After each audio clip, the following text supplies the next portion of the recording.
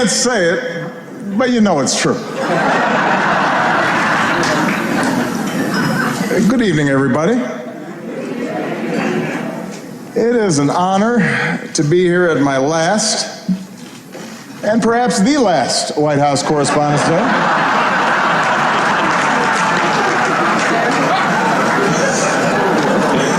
You all look great. The end of the Republic has never looked better.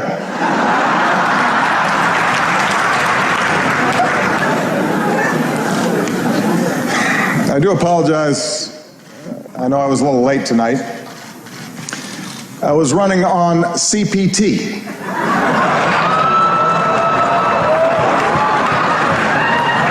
Which stands for jokes that white people should not make.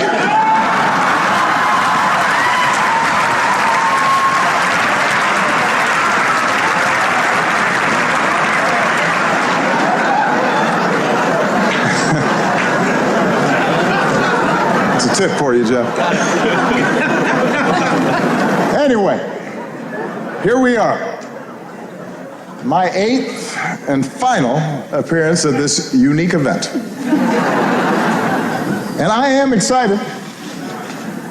If this material works well, I'm gonna use it at Goldman Sachs next year.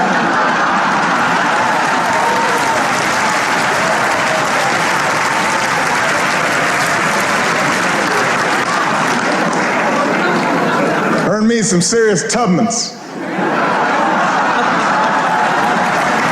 That's right. That's right.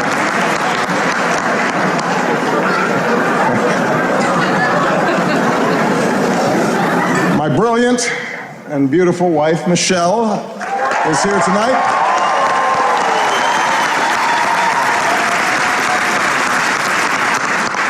She looks so happy to be here.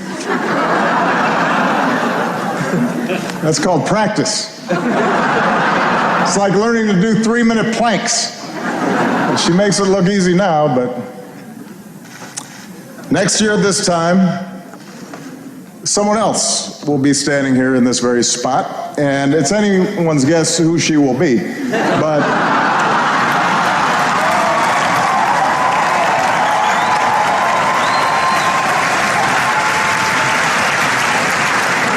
standing here, I can't help but be reflective, a little sentimental.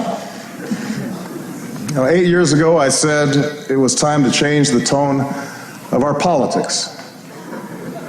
In hindsight, I clearly should have been more specific.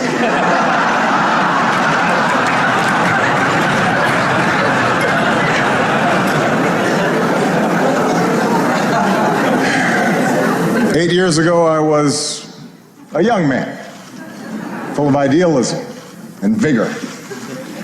And look at me now. I am gray, grizzled, just counting down the days till my death panel.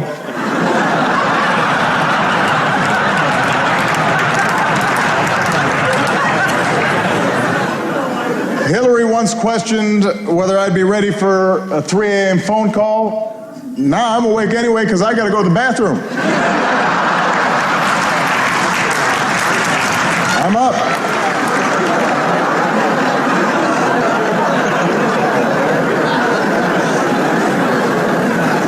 In fact, somebody recently said to me, Mr. President, you are so yesterday. Justin Trudeau has completely replaced you. He's so handsome, he's so charming. He's the future. And I said, Justin, just give it a rest.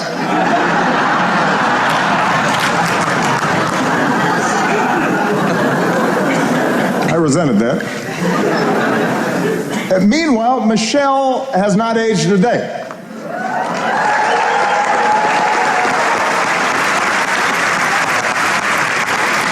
The only way you can date her in photos is by looking at me. Take a look. Here we are in 2008. Here we are a few years later. And this one is from 2 weeks ago.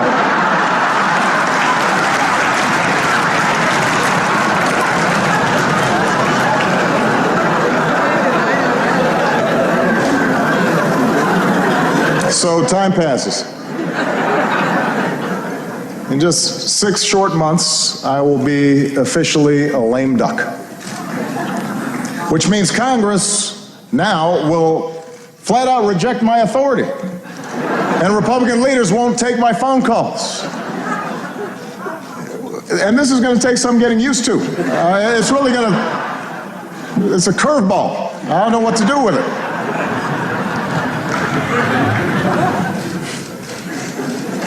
Of course, in fact, 4 months now, congressional Republicans have been saying there are things I cannot do in my final year. Unfortunately, this dinner was not one of them. But on everything else, it's another story. And you know who you are, Republicans. In fact, I think we've got Republican Senators Tim Scott and Cory Gardner. They're in the House, which reminds me, security, bar the doors. Judge Merrick Garland, come on out. We're going to do this right here, right now.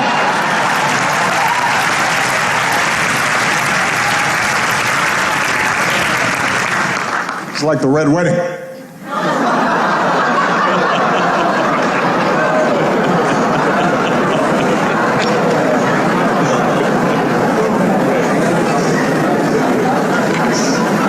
But it's not just Congress.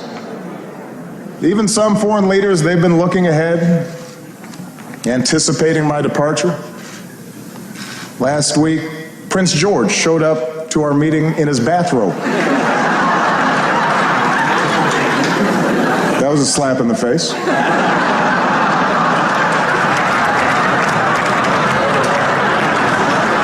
A clear breach of protocol. Although while in England, I did have lunch with Her Majesty the Queen, took in a performance of Shakespeare, hit the links with David Cameron. Just in case anybody is still debating whether I'm black enough, I think that settles the debate.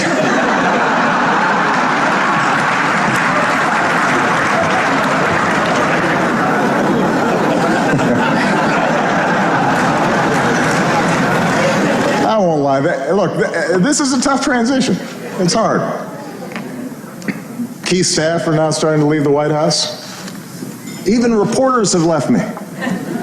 Savannah Guthrie, she's left the White House press corps to host the Today Show. Norah O'Donnell left the briefing room to host CBS This Morning. Jake Tapper left journalism to join CNN.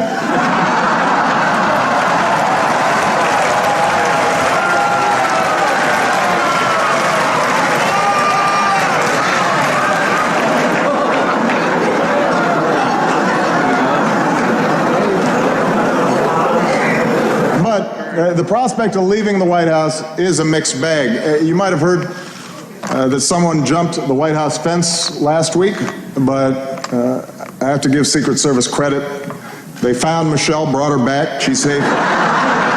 She's safe back at home now.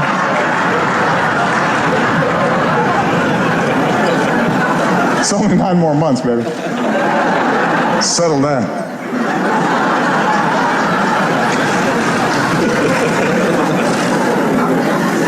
And yet somehow, despite all this, despite the churn,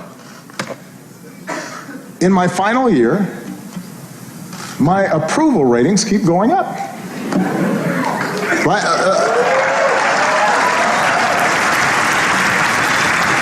The last time I was this high, I was trying to decide on my major.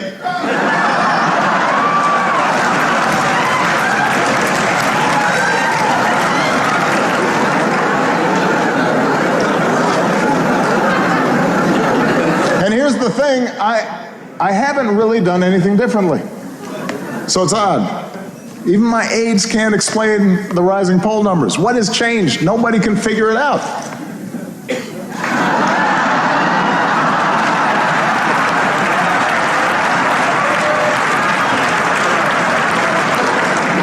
Puzzling. Anyway, in this last year, I do have more appreciation for those who've been with me on this amazing ride. Like one of our finest public servants, Joe Biden. God bless him. Love that guy. I love Joe Biden. I really do. And I want to thank him for his friendship, for his counsel, for always giving it to me straight, for not shooting anybody in the face. Thank you, Joe.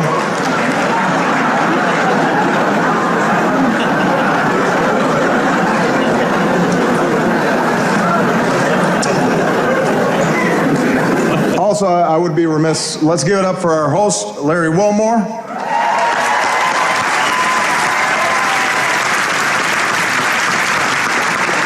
Also known as one of the two black guys who's not Jon Stewart. You're the South African guy, right? I love Larry.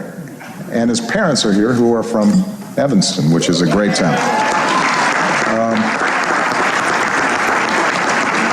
I also would like to acknowledge some of the award-winning reporters that we have with us here tonight. Rachel McAdams, Mark Ruffalo, Leah Schreiber. Thank you all for everything that you've done. I'm just joking. As you know, Spotlight is a film, a movie, about investigative journalists with the resources and the autonomy to chase down the truth and hold the powerful accountable.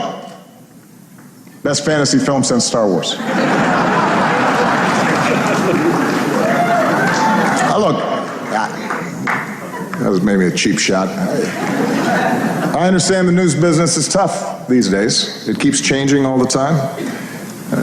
Every year at this dinner, somebody makes a joke about BuzzFeed, for example, changing the media landscape. And every year the Washington Post lasts a little bit less hard.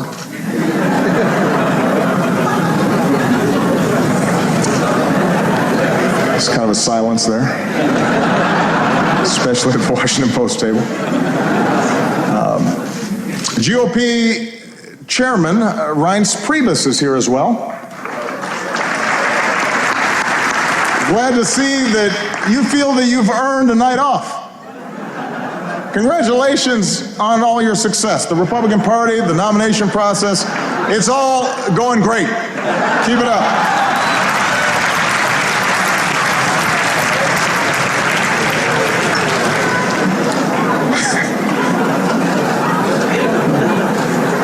Kendall Jenner is also here. And we had a chance to meet her backstage. She seems like a very nice young woman. I'm not exactly sure what she does, but I am told that my Twitter mentions are about to go through the roof.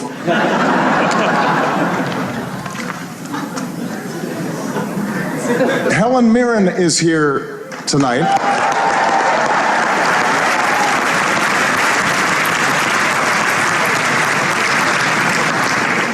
I don't even have a joke here. I just think Helen Mirren is awesome.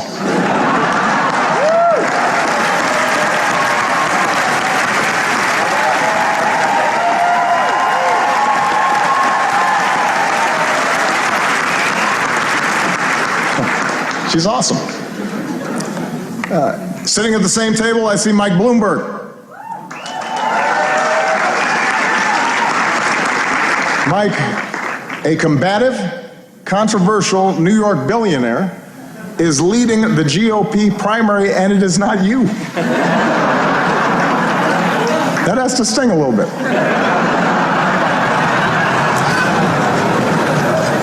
Although it's not an entirely fair comparison between you and the Donald. After all, Mike was a big city mayor. He knows policy in depth, and he's actually worth the amount of money that he says he is.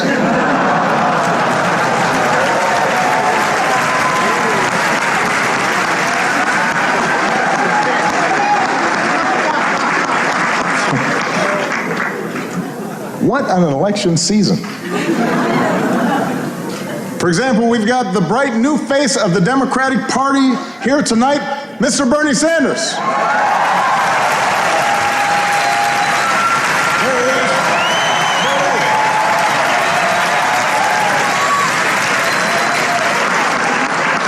Bernie, you look like $1 million. Or to put it in terms you'll understand, you look like 37,000 donations of $27 each.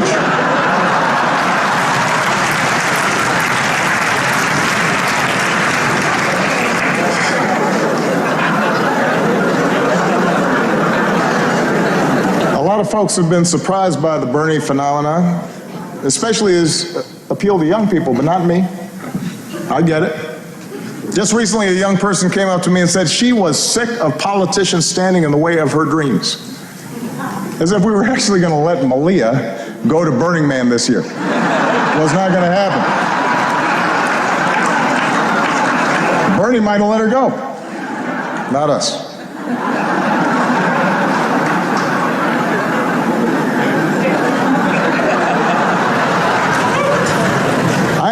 Though, Bernie, that you've been distancing yourself a little from me. I mean, that's just not something that you do to your comrade.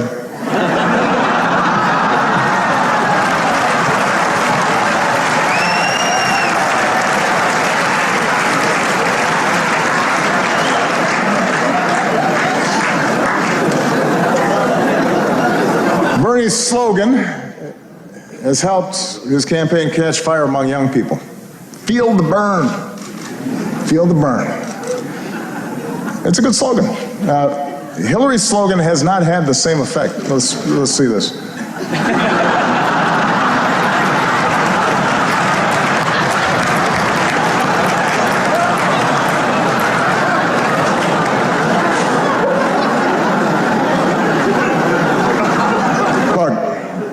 I've said how much I admire Hillary's toughness, her smarts, her policy chops, her experience.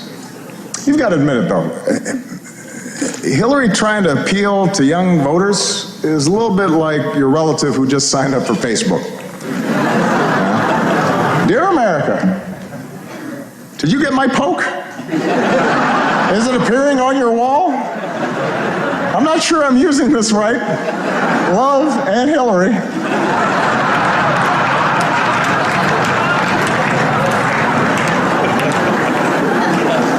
It's not entirely persuasive.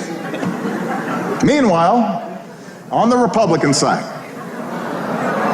things are a little more, how shall we say this, a little more loose. Just look at the confusion over the invitations to tonight's dinner.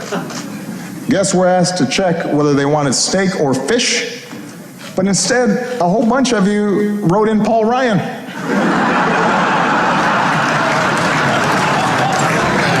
That's not an option, people. Steak or fish.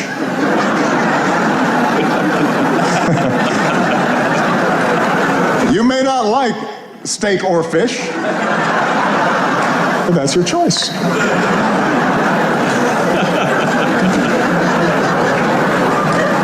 Meanwhile, some candidates aren't polling high enough to qualify for their own joke tonight.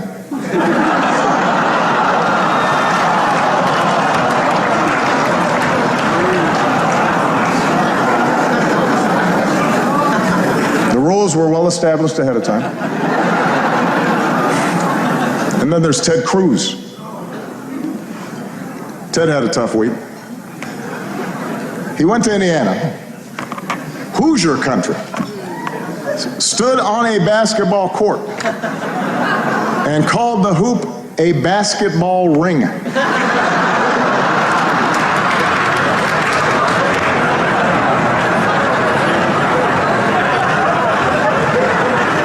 What else is in his lexicon? Baseball sticks, football hats. But sure, I'm the foreign one.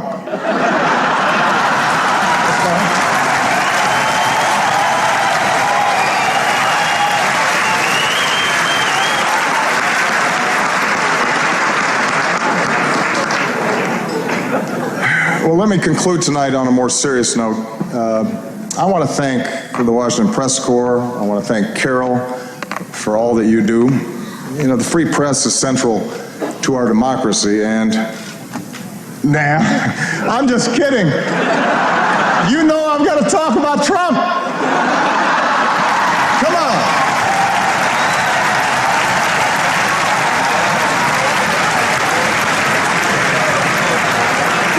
gonna stop there. Come on.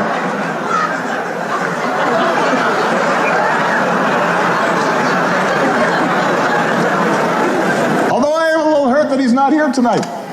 We had so much fun the last time. And it is surprising. You got a room full of reporters, celebrities, cameras, and he says no. Is this dinner too tacky for the Donald? What could he possibly be doing instead? Is he at home eating a Trump steak? Tweeting out insults to Angela Merkel? What's he doing?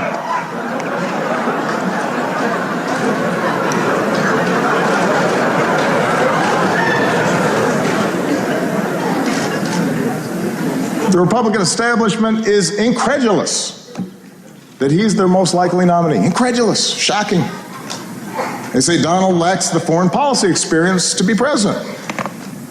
But in fairness, he has spent years meeting with leaders from around the world. Miss Sweden, Miss Argentina, Miss Azerbaijan.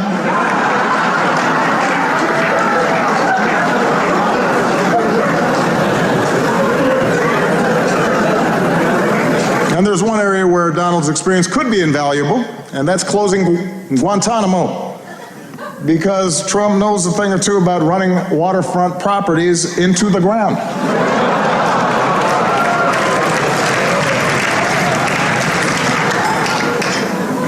All right, that's probably enough. I mean, I've got more material. No.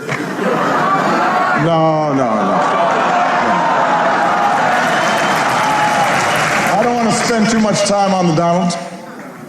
Following your lead, I want to show some restraint.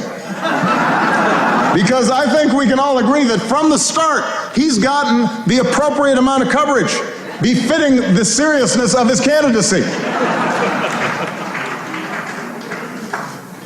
I hope y'all are proud of yourselves. The guy wanted to give his hotel business a boost, and now we're praying that Cleveland makes it through July.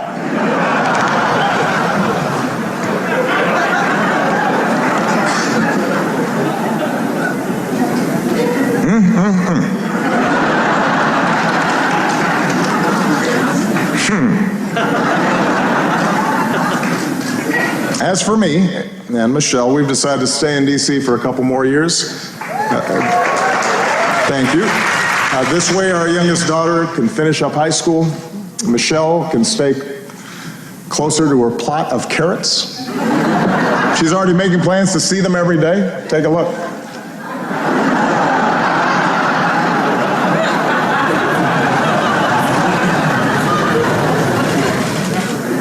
But our decision has actually presented a bit of a dilemma because traditionally presidents don't stick around after they're done. And it's something that I've been brooding about a little bit. I am still waiting for all of you to respond to my invitation to connect to LinkedIn. But I know you have jobs to do, which is what really brings us here tonight. I know that there are times that we've had differences, and that's inherent in our institutional roles. It's true of every president and his press corps.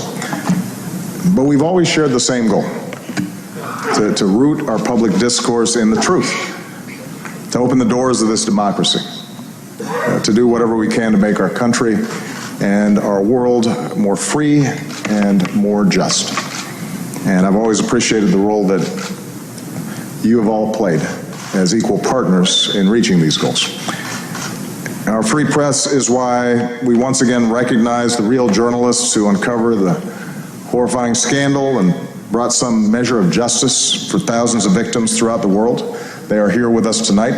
Sasha Pfeiffer, Mike Resendez, Walter Robinson, Matt Carroll, and Ben Brandley Jr. Please give them a big round of applause.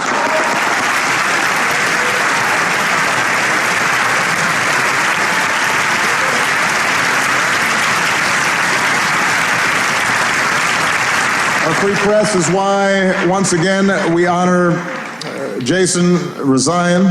As Carol noted, last time this year we spoke of Jason's courage as he endured the isolation of an Iranian prison. This year, we see that courage in the flesh, and it's a living testament to the very idea of a free press, and a reminder of the rising level of danger and political intimidation and physical threats faced by reporters overseas. I can make this commitment that as long as I hold this office, my administration will continue to fight for the release of American journalists held against their will, and we will not stop until they see the same freedom as Jason had.